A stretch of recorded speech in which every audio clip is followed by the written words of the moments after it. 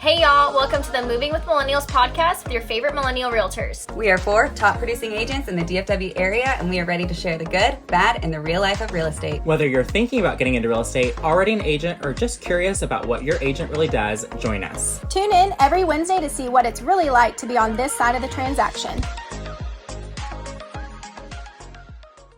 Hey y'all, welcome to another episode of Moving with Millennials. Today we are going to be doing a halfway point through the year of where our goals are and where it's kind of looking for the rest of the year. Yeah, Q2 is over, so we kind of know where we are at the halfway mark of the year. So I think it's a good time to check in.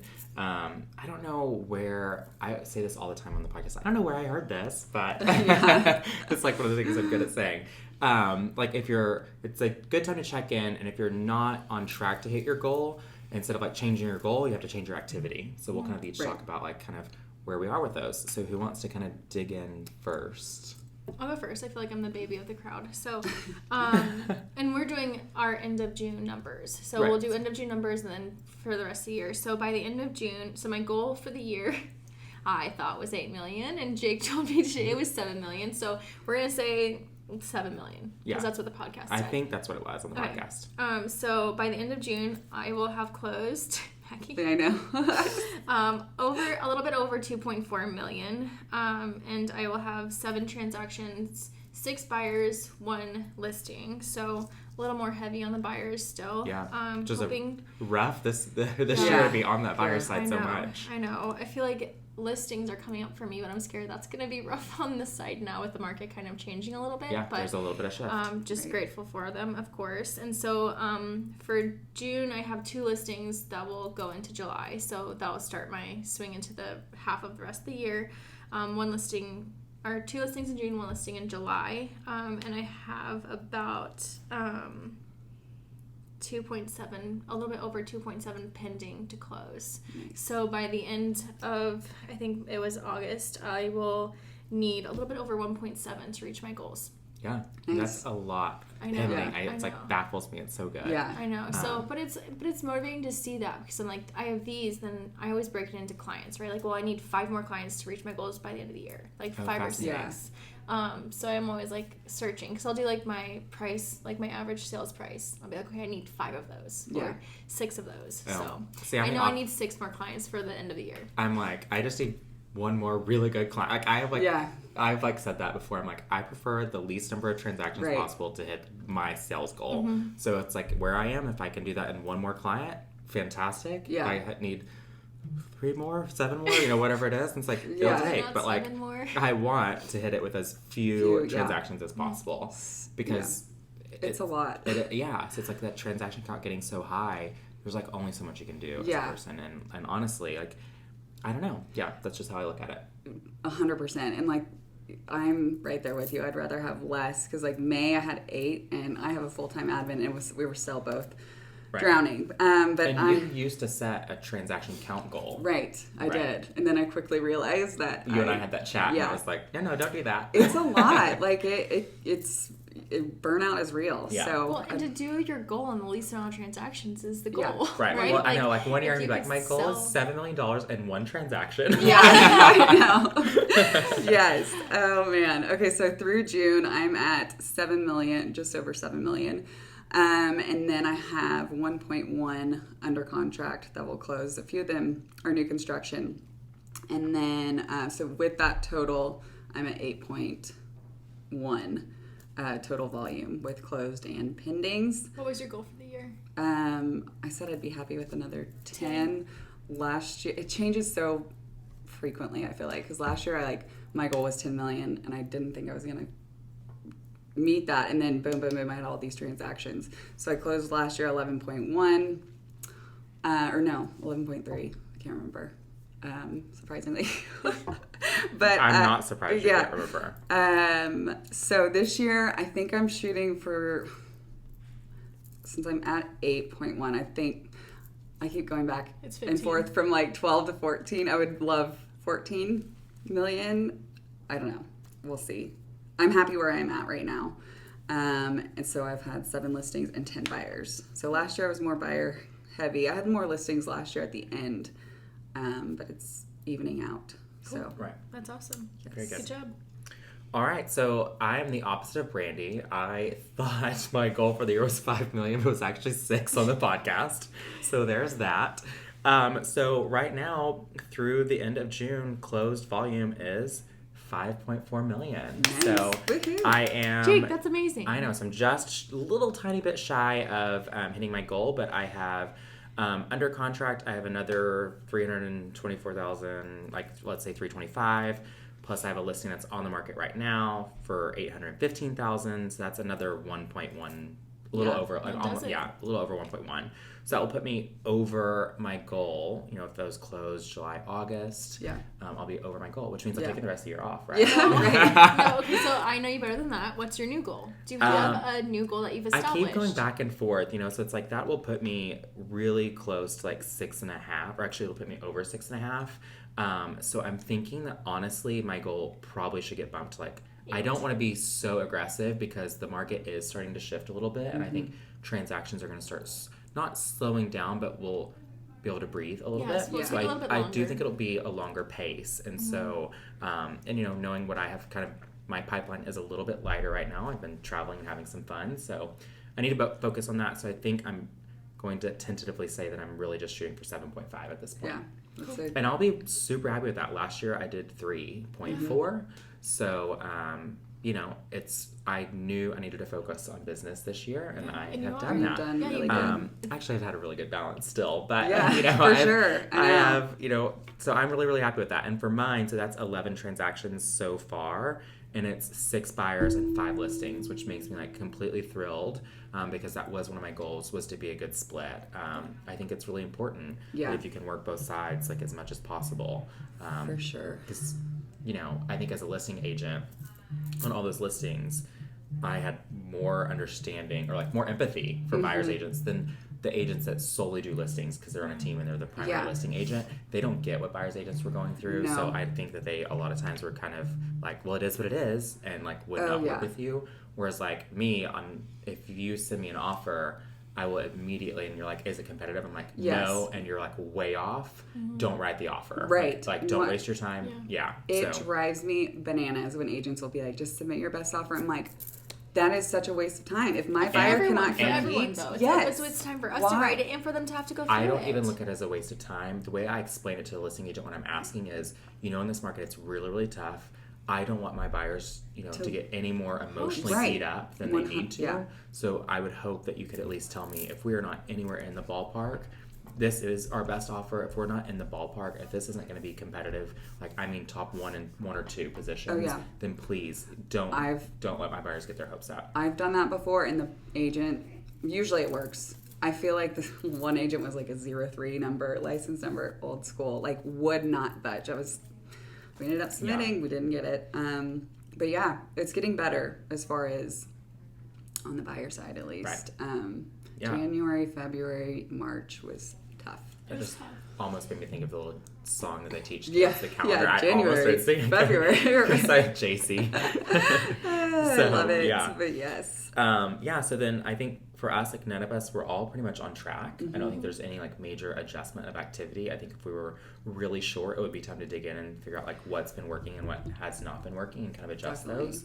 But I think for all 3 of us, we're really doing the right things. Yeah. You know? I'm January and February were so slow for me. I feel like that was part of Pat finally being home and wanting to spend family time with each other, and football season's gearing up, so I feel like the fire's under me right now to get this 1.7 knocked out so I can maybe enjoy football season a little bit more. But I think we're all on track.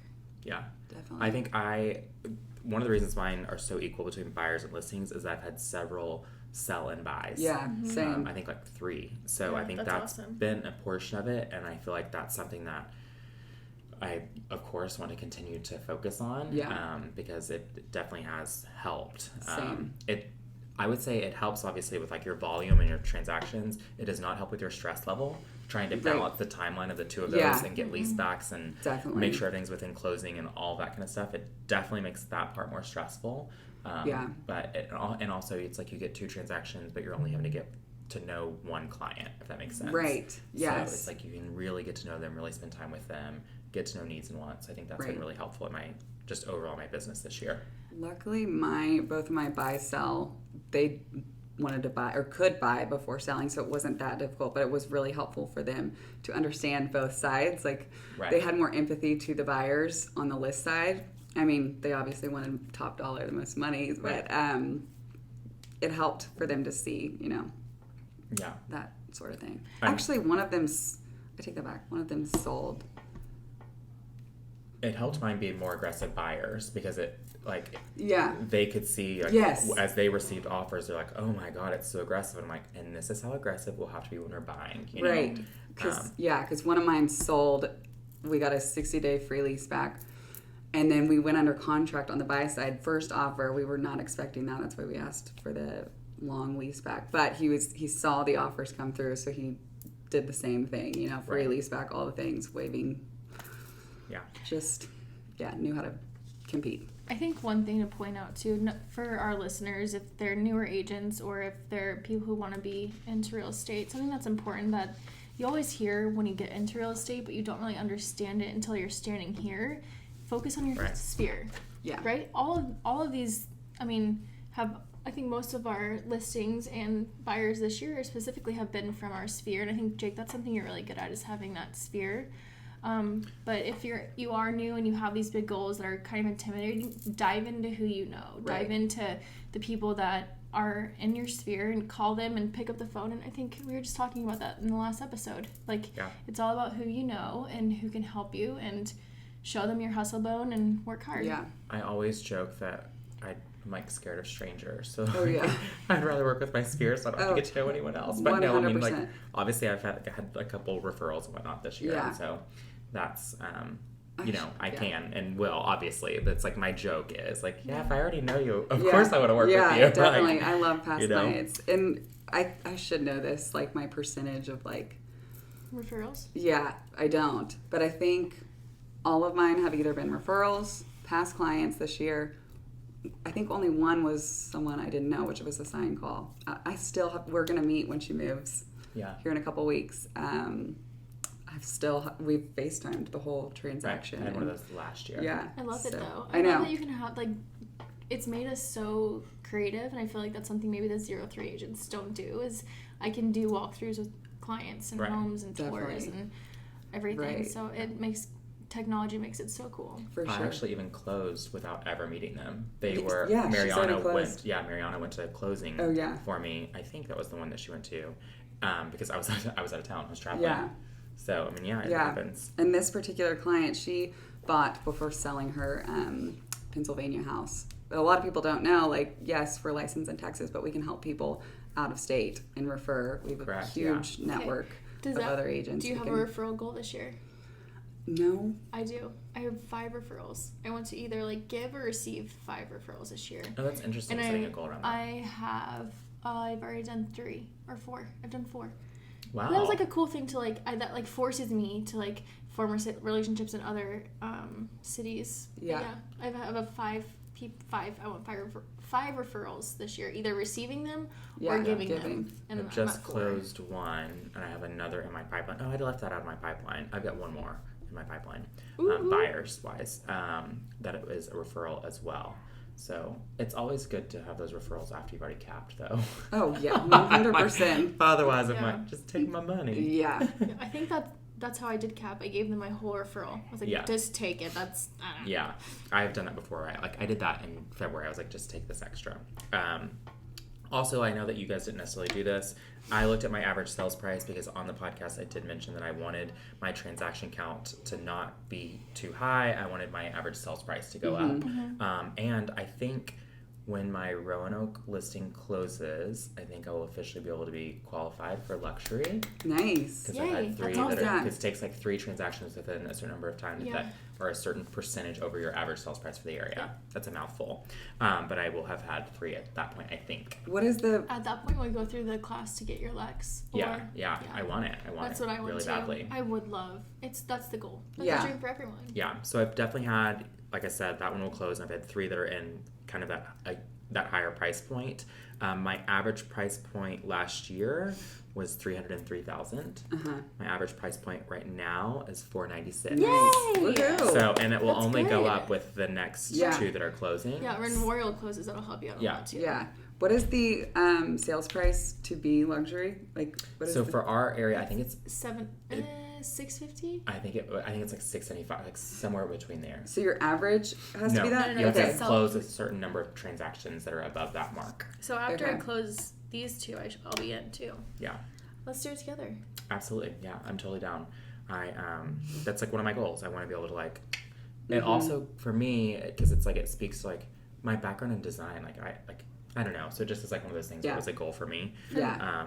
For me, it was because I'm doing the sports and entertainment. Right. I think being able to pair sports and entertainment and that luxury maybe shows these athletes and entertainers like, oh, she's not only sports, but she also does luxe, and those go hand in hand. So that's why I really am driving towards that as well. Absolutely. My goal for like also like in the transaction amount going up, so I wanted mine to increase more than the market has increased. So I think prices have gone up like 24% or something crazy. Yeah, something crazy. But it's like on $300,000 was like mine has gone up more than 24% basically. So which is so it's good. Gone up. Jake, this is a almost good year. like 40%. It's a great year for you.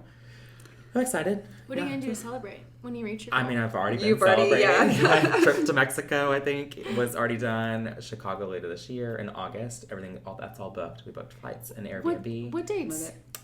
Please, let me come. 5th through 8th, maybe? Oh, I'll be there. I think I'll be there that weekend. I don't think we'll probably be in the same part of Chicago. We'll talk about it. Okay, let me at least get you into restaurants. It's okay. Yeah, absolutely. No, it's okay. No. I'm trying to think. Like, yes. I'm like, we'll be in Boys Town. That's fine. Yeah. So get us into wherever. I'm sure. It'll be so fun. So it'll be the same four, the dynamic four that like went to Mexico. It's the four of us going again. It's for so Chicago. fun. So. Well, there's an event that weekend too, right? Yes. Yeah. That that'll we're be going so to. fun. Yeah. So I think I had something else. Well, I did. Okay. So I bought a piece of jewelry for beating my number from last year as soon as that happened. And I had another one picked out for when I hit my goal. But instead I was like, nope. I'm going to the trip will be that reward. Cool. So I love it. Decided, I need to be better about that. I wish I was wearing that today. It would have been good for I the know. episode. Last episode you weren't. I was like, oh. I know. Yeah. It's the same as my wedding band, but in black titanium. It's so pretty. So, I love it. What are you going to do when you reach your goal? I don't know. I need to be better about gifting myself things, but I don't. Yeah. I still need to get my heels for camping. I promised I would do that. Yeah. I always say I'm going to do it, then I'm like, but I need to. I need to do it. Yeah. And you need to find something that you need to reward yourself with. I think it's super important. And I learned that in coaching. She was like, listen, if you work hard, but you don't ever, you hit a milestone and you just check the box and move on, it mentally does not do enough for you. Yeah. So she's like, you've got to even if it's something small, it doesn't have to be something big every time. And it shouldn't be something big. Mm-hmm. But even it's and that's when we talked about cookies for closing or something. Mm-hmm. She's like, it's just something, and she's like, but definitely for milestones, you need to reward yourself. Yeah. And I think now mine used to be things I would do, and now I'm realizing I need to reward myself with experiences. Yeah, I totally need to do that because I hit my goal and I don't ever really absorb it. I'm just like, oh yes, let's keep going. Exactly. I think that's your mindset though. You're such you love. Yeah, hustling. Yeah, exactly. Yeah. So. Well, awesome. We are all on track. We're all going to hit our goals. Super exciting. Yes. I'm sure Mariana's numbers look just like ours. She's probably past all of us. She's like, you know what?